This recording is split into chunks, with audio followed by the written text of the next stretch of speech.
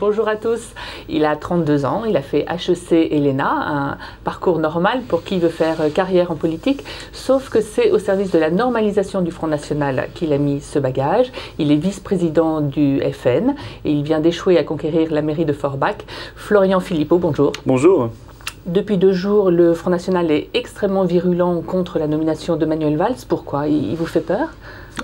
Non, il ne nous fait pas peur, enfin il nous fait peur dans la politique qu'il compte mener pour la France, voilà, qui est globalement la poursuite de la politique déjà menée. Pourquoi a-t-on nommé Manuel Valls? Pour lancer un signal au marché financier. Vous êtes si sûr que ça? Quand on écoute le président de la République, on sent quand même qu'il y a un peu une réorientation de la politique, notamment vis-à-vis de Bruxelles, pour obtenir un délai sur les déficits publics. Je crois surtout qu'il y a dans quelques semaines les élections européennes et que ça va être la grande braderie de toutes les promesses, de toutes les déclarations les plus eurocritiques possible. Alors moi j'annonce et je préviens tous les Français, vous allez avoir une profusion de déclarations de la part du PS ou de l'UMP ou de leurs alliés dans les semaines qui viennent avant le 25 mai, avant les élections européennes, toutes plus eurocritiques les unes que les autres. Ça vous gêne un peu ça, du coup, ça vient un peu sur le terrain? Ils ont bien vu que les Français avaient décroché de l'Union européenne et donc il faut essayer de les séduire en tentant de faire oublier qu'on a voté tous les traités européens, main dans la main, qu'on vote systématiquement toutes les directives européennes. Alors vous aurez du côté du PS probablement cette promesse qu'ils nous font depuis 30 ans de l'Europe sociale viendra demain, on va réorienter l'Europe, on va aller voir Bruxelles,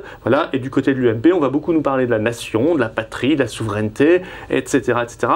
Tout cela, c'est malheureusement du flanc électoral, parce que la réalité, encore une fois, c'est que l'UMP et PS ont construit cette Europe qui donc a détruit les nations, a détruit la France, et qui ne marche pas du point de vue économique et social, c'est une Europe de la non-croissance. Il y a une théorie qui court un peu en ce moment, comme quoi les électeurs se seraient défoulés aux élections municipales, et finalement, le Front National ferait peut-être moins, et ne se défoulerait plus, du coup, ils resteraient chez eux, aux élections européennes, qui n'ont jamais été un scrutin si facile que ça pour vous. Alors vous avez raison, ce n'est pas le scrutin le plus facile. Le meilleur score du Front National, c'était en 1989 aux européennes et c'était 11,5%. Je crois qu'on l'a un peu oublié. Là, nous allons faire beaucoup plus. Notre ambition, c'est d'être en tête. L'abstention, cette fois, peut jouer contre vous. Mais elle joue toujours contre nous, l'abstention. Ceci dit, que les élections municipales soient des élections défouloirs, je ne le crois pas du tout. Au contraire, les gens sont très conscients de la responsabilité d'élire un maire et une équipe municipale. Je ne vois pas du tout de vote défouloir au municipal. Donc je pense que nous ferons d'excellentes européennes parce que les Français saluent notre cohérence et que nous sommes en phase avec ce qu'ils pensent. Nous voulons une Europe des nations, de la coopération entre des nations libres, pas l'Europe de Bruxelles, qui est un monstre technocratique très coûteux, qui a démontré son échec. Je le rappelais, c'est la zone qui fait le moins de croissance dans le monde depuis 10 ans, et surtout à l'intérieur, la zone euro. C'est en plus une Europe extrêmement arrogante, qui impose aux nations, aux États, ce qu'ils doivent faire, avec la complicité en France, comme dans beaucoup d'autres pays, de la droite et de la gauche. Pour revenir au municipal, est-ce que vous n'êtes pas un peu l'incarnation de ce qui s'est passé pour le Front National, c'est-à-dire un bon premier tour, et finalement un second tour un peu décevant, où des personnalités comme vous, Louis Alliot, Gilbert Collard, ont été finalement battus? Qu'il y ait des défaites, je veux dire, il y a toujours plus de défaites que de victoires, c'est tout à fait normal, surtout quand l'implantation est très récente. Pour mon cas personnel, à Forbach, nous n'avions jamais fait de liste dans l'histoire de Front National à Forbach.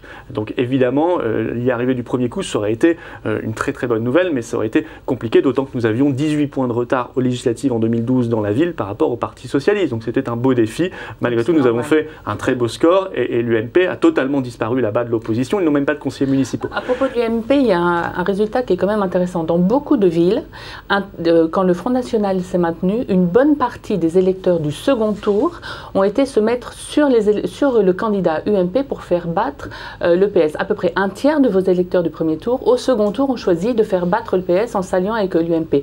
Comment vous réagissez à ça? Comment vous pouvez fidéliser ces gens-là? Ce qu'on a remarqué, c'est que là, vous évoquez des triangulaires où le Front n'était pas en position de l'emporter. Il était maintenu. Voilà, il a fait moins, par exemple à Limoges, il avait fait 17% au premier tour, 11%, 6 points, c'est pas un petit peu. Donc un tiers a été pour ça dépend des villes.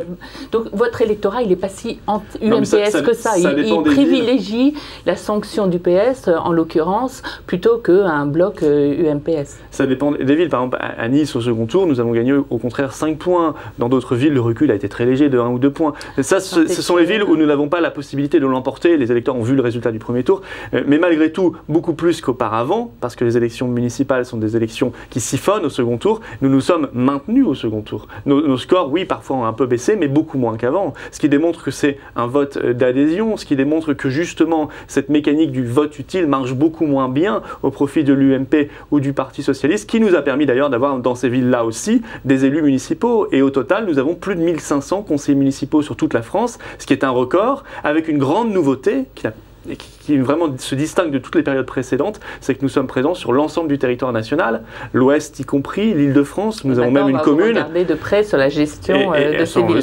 Ça on le sait. Et il n'y a plus de logique de bastion, c'est vraiment homogène et national. Et ça prouve que c'est un vote qui s'ancre et que c'est un vote d'adhésion. Et finalement, les triangulaires, elles n'ont pas mis tant que ça la pagaille à l'UMP. Vous rêviez de faire exploser l'UMP et ça ne s'est pas passé. Non, nous ne rêvions pas de faire exploser l'UMP. L'UMP d'elle-même est une écurie en réalité très fragile, qui là a bénéficié en partie d'un vote sanction. Et encore, elle aurait pu en bénéficier beaucoup plus si elle avait été davantage crédible. Mais l'UMP, c'est une écurie de personnes, voilà, c'est une écurie électorale. Le fond de ce qu'elle propose, et on va bien le voir avec Manuel Valls, Premier ministre, on va le voir plus que jamais. L'UMP va être très embêtée. Que va-t-elle dire de différent de ce que va faire Manuel Valls sur le pacte de responsabilité, sur l'orientation européenne? Il y a une réorientation un peu de ligne un peu à gauche, comme ça semble. Il n'y aura absolument aucune réorientation possible. Un dernier mot. Dans le discours simplement, c'est tout. Vous avez un peu un mea culpa sur l'élection. On a beaucoup dit de Forbach que vous étiez un candidat TGV. Ça, vous pensez que c'est une critique que vous avez fait mal? Le seul candidat qui disait ça dans la course, c'était le candidat UMP, qui s'est ramassé, qui a fait 5%, qui n'est même pas conseiller municipal. Les Forbachois ont bien compris que c'était absolument faux. Non, le fait que nous n'ayons pas emporté cette ville, qui n'était pas une ville facile pour le Front National, c'est que c'était notre première candidature. Malgré tout, nous nous sommes installés largement comme seule force d'opposition et nous avons 6 conseillers municipaux, 2 conseillers communautaires. Nous avons bousculé un système qui était bien ancré. Ça passera la prochaine fois. La plupart du temps, quand nous arrivons à prendre une ville, c'est qu'il y avait déjà une implantation, qu'il y avait déjà des conseillers municipaux. Et c'est bien ce que démontre cette élection. Mais l'élection forbachoise a été intéressante aussi parce qu'elle a été un laboratoire de l'UMPS. Chez moi, l'UMP, le PS et même la CGT ont fait meeting commun pendant la campagne. Voilà, ça c'est très intéressant. Après, quand ils vous font croire sur les plateaux de télévision qu'ils sont les pires ennemis du monde, je crois que les Français savent à quoi s'en tenir. Merci Florian Philippot. Merci beaucoup.